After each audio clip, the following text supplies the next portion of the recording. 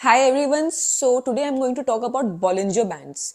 Every trader must have heard about Bollinger Bands या कभी ना कभी अपनी ट्रेडिंग स्ट्रैटेजी में उसको यूज किया होगा.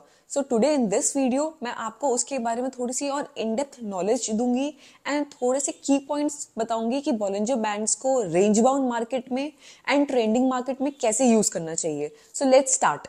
So थोड़ी सी brief introduction about Bollinger Bands. Bollinger Bands has been created by John Bollinger. ये बहुत ही एमिनेंट फाइनेंशियल एनालिस्ट हैं और इन्होंने पूरी एक वेबसाइट डेडिकेट कर रखी है Bollinger Bands के ऊपर. इन्होंने बहुत सारी बुक्स भी लिखी हैं Bollinger Bands के ऊपर. सो अगर आप ट्रेडिंग व्यू पर जाएंगे, राइट Bollinger Bands, उस पर क्लिक करिए तो कुछ इस तरीके से आपको आपकी स्क्रीन नजर आएगी. As you can see in the screen 3 bands हैं, अपर, मिडिल एंड लोअर. जो मिडिल का बैंड है that is 20 days moving average. अगर आप एडवांस ट्रेडर हैं तो आप वो 20 डेज का मूविंग एवरेज चेंज भी कर सकते हैं according to your needs. If you want to see 30 days का मूविंग एवरेज, उसके लिए आपको ये बार पे क्लिक करना पड़ेगा which is on left side. उसकी सेटिंग्स पे क्लिक करना पड़ेगा एंड वहाँ पर आप टाइम फ्रेम चेंज कर सकते हो. यू कैन यूज़ 30 डेज का time frame, you can even use 7 days का टाइम फ्रेम. लेकिन बॉलिंजर बैंड्स में जो जॉन बॉलिंजर हैं उन्होंने 20 डेज का मूविंग एवरेज सेट करा है as the middle band. Now let's come to the interesting part कि हम लोगों को बॉलिंजर बैंड्स ट्रेड कैसे करना है. सो सबसे पहला सिनेरियो है रेंज बाउंड मार्केट का. एंड सेकेंड चीज जो हमें नोट करनी है वो ये है कि VIX should be below 16. For people who don't know कि विक्स क्या है, इट्स वॉलिटिलिटी इंडेक्स. वो भी आपको ट्रेडिंग व्यू पर मिल जाएगा, आप इंडिया विक्स टाइप करेंगे तो. सेकेंड थिंग ये है कि क्या टाइम फ्रेम होना चाहिए रेंज बाउंड मार्केट में. The time frame confirmation trade लेने का that should be 15 minutes and execution of trade should be 5 minutes in range bound market. जो upper band है Bollinger Bands का that acts resistance and जो lower band है Bollinger Band का वो support की तरह काम करता है range bound market में. So जो third point वो ये है कि अगर range bound market में prices are touching the upper band, इसका मतलब prices are expensive and should retrace down. अगर वो लोअर बैंड को टच कर रहे हैं तो इट मीन्स प्राइसेस बहुत चीप हैं and it should retrace up. या फिर अपर बैंड पर वो ओवर बॉट कैटेगरी में आ रहे हैं एंड लोअर बैंड में वो ओवर सोल्ड कैटेगरी में आ रहे हैं इन रेंज बाउंड मार्केट. सो ये सारे पॉइंट्स को अंडरस्टैंड करने के बाद आप इसको ट्रेड कैसे करेंगे. सो ये 15 मिनट्स का चार्ट है. जो टाइम डेट मैं यूज़ कर रही हूँ वो 5 दिसंबर है, क्योंकि यूजुअली इस टाइम पर मार्केट रेंज बाउंड थी, निफ्टी रेंज बाउंड थी और जो हमारा विक्स था वो भी 16 से कम था. तो यहाँ पर अगर आप नोट करें तो मार्केट ने लोअर बैंड टच करा 15 मिनट्स के चार्ट पे, जिसका हम लोग ये मतलब समझ सकते हैं कि यहाँ से मार्केट रिवर्स कर सकती है. सेकेंड पॉइंट, ये अपने सपोर्ट पर लेवल पर है. एंड थर्ड पॉइंट, प्राइसेस बहुत ही चीप हैं, इनको थोड़ा सा ऊपर जाना चाहिए और अपनी 20 EMA तक टच करना चाहिए. तो हमारा टारगेट 20 EMA तक रहेगा which is this one, middle band तक. जो मिडिल बैंड है यहाँ पे ये अराउंड 16,660 तक है. तो हम लोग यहाँ तक का टारगेट लेंगे और यहाँ पर 15 मिनट्स के चार्ट पे जब लोअर बैंड पर टच करें तो जो लोअर बैंड का प्राइस है वो है 18,589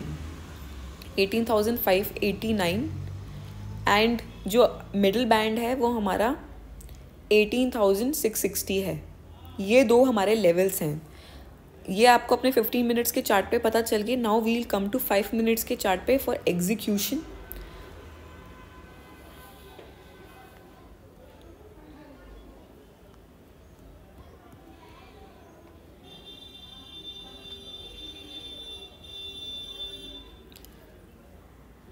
नाउ 5 मिनट्स के चार्ट पर हम कैसे एग्जीक्यूट करेंगे, आपको कैसे, यहाँ पर हम लोग कैंडल स्टिक पैटर्न्स देखेंगे.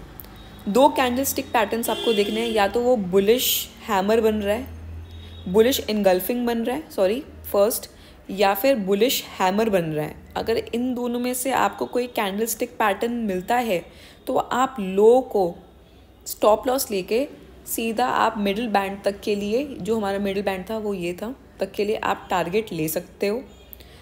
सिंपल सा ट्रेड है. एटलीस्ट ये 70 to 80% टाइम सक्सेसफुल है. अगर क्योंकि यहाँ पर हमारा जो रिस्क है वो रहेगा, अगर हम लोगों ने ये इसकी वेट करी इस फॉर्मेशन की तो 18,610 तक आपको कंफर्मेशन मिलेगी आप ट्रेड ले सकते हो। 18,589 हमारा लो था, तो 20 to 25 पॉइंट्स का हमारा रिस्क है, वेयर एज जो हमारा टारगेट है वो 18,660 तक का है। अगर हमने 610 पर भी ट्रेड लिया तो हमारा जो टारगेट है वो 50 पॉइंट्स ऊपर है, 50 पॉइंट्स का है, मतलब जो हमारा रिस्क है वो 1 है और जो हमारा रिवॉर्ड है वो 2 है। 1:2 का हमारा रेशियो रहेगा and it is pretty good अगर आप स्कैल्पिंग भी कर रहे हो, अगर, क्योंकि ये यूजुअली स्कैल्पिंग है और इंट्रा डे है, तो हमारा ये टारगेट रहेगा। उसके बाद आप उसको ट्रेल भी कर सकते हो या अपने ट्रेड से सक्सेसफुली एग्जिट भी ले सकते हो। सो ये सिंपल सी स्ट्रैटेजी है। एज आई टोल्ड यू कि यूजुअली जितने भी अच्छे ट्रेडर्स हैं, सक्सेसफुल ट्रेडर्स हैं, वो सिंपलेस्ट ऑफ स्ट्रैटेजीज़ यूज़ करते हैं, बहुत ज़्यादा कॉम्प्लिकेटेड स्ट्रैटेजीज़ यूज़ नहीं करते। अगर हमारी जो विनिंग रेशियो है वो हमारे 7 to 8 भी होता है times out of 10, it is very good winning ratio और हमारा रिस्क भी डिफाइंड है, रिवॉर्ड भी डिफाइंड है। So this is the strategy of Bollinger bands in range bound market. अगर आपको ये स्ट्रैटेजी पसंद आई है तो प्लीज लाइक करो, कमेंट करो, या अगर आपको थोड़ी सी एनलाइटनमेंट मिली है बॉलिंजर बैंड्स को लेकर, then also please like and comment. So I will be coming up soon with the trading strategy of Bollinger Bands in trending market in my next video. Till then, bye bye.